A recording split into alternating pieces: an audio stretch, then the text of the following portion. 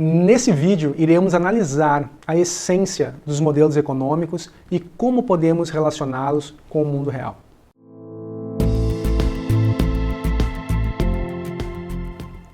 Olá, bem-vindo ao canal, sou Rafael Desconzi. Nesse canal, compartilho conteúdos de finanças, investimentos e economia. Por favor, inscreva-se, faça os seus comentários, sugestões e deixe um like se gostarem desse material. Os modelos econômicos são representações simplificadas do mundo real.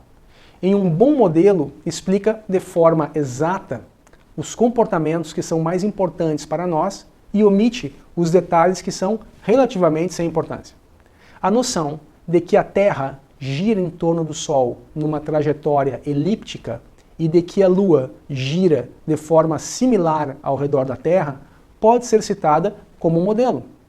Os comportamentos exatos do Sol, da Terra e da Lua são muito complicados, mas esse modelo nos permite compreender, por exemplo, as fases da Lua. Para esse propósito, é um bom modelo. Mesmo que as verdadeiras órbitas não sejam simples elipses, o modelo funciona para nosso entendimento. Em economia, o comportamento complexo de milhões de indivíduos, empresas e mercados é representado por uma dúzia, algumas centenas ou milhares de relações matemáticas em formato de gráficos, equações ou programas computacionais.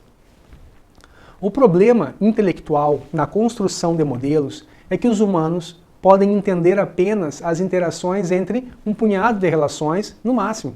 Portanto, a teoria macroeconômica que pode ser utilizada consiste em um conjunto de modelos, cada um com 2 ou 3 equações. Um modelo específico é uma ferramenta baseada em um conjunto de hipóteses que sejam razoáveis em algumas circunstâncias no mundo real.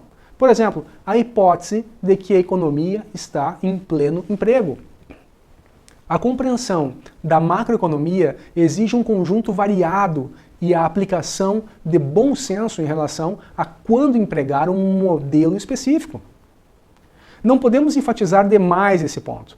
A única forma de compreender o mundo altamente complicado no qual vivemos é dominar um conjunto de modelos simplificados e, em seguida, tomar decisões explícitas quanto a qual deles se encaixa melhor para a análise de um dado problema.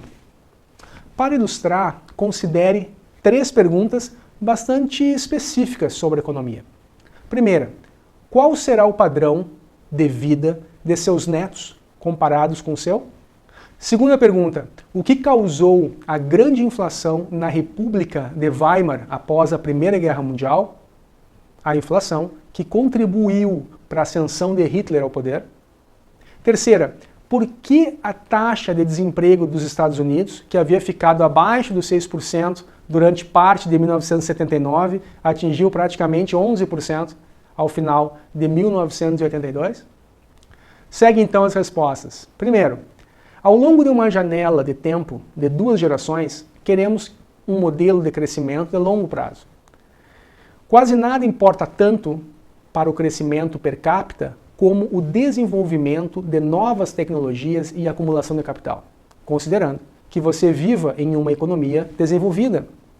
Com taxas de crescimento entre 2% e 4%, a renda mais que dobrará e quase quintuplicará dentro de 2 gerações.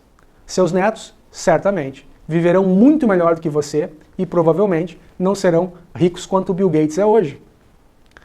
A segunda resposta, inflações elevadas possuem uma causa. Grandes deslocamentos para fora da curva de demanda agregada provocados pelo excesso de emissão de moeda pelo governo. As pequenas variações no nível de preços podem ter a contribuição de muitos fatores. Porém, grandes variações nos preços são domínio do modelo da oferta agregada e da demanda agregada de longo prazo, no qual uma curva de oferta agregada vertical permanece relativamente imóvel enquanto a curva de demanda agregada se desloca para fora. Terceira resposta, grandes variações durante curtos períodos de tempo no nível de atividade econômica e, consequentemente, no desemprego, são explicadas pelo modelo de oferta agregada e de demanda agregada no curto prazo. Com uma curva de oferta agregada horizontal, no início dos anos 1980, o Banco Central norte-americano impôs restrições à demanda agregada, levando a economia para uma grande depressão. A intenção do Fed era reduzir a inflação, e foi exatamente isso que aconteceu. Mas, como o modelo de curto prazo explica, a retração da demanda agregada, em períodos muito curtos, reduz o produto, o que aumenta o desemprego. Existe um outro lado nessa questão. Além de saber qual modelo utilizar, é importante decidir quais modelos ignorar. Ao pensar sobre o crescimento durante 2 gerações, a política monetária é praticamente irrelevante. E ao pensar sobre a grande inflação alemã, a variação tecnológica não importa muito. Conforme você estuda em macroeconomia, descobre que memorizar listas de equações é muito menos importante do que aprender a combinar um modelo ao problema em mãos.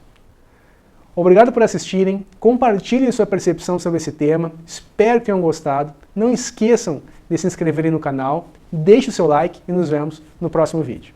Tchau!